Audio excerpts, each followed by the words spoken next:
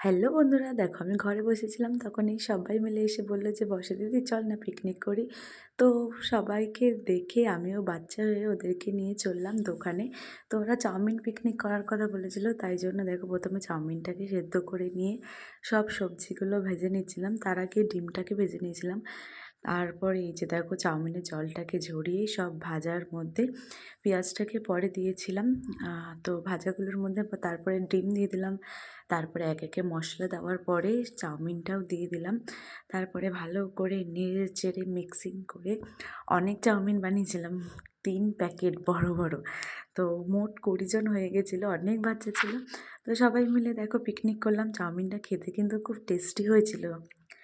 তো যাই হোক, সবার আবদার রাখতে রাখতে নিজেও বাচ্চা হয়ে গেলাম। ভিডিওটা কেমন লাগলো অবশ্যই জানাবে।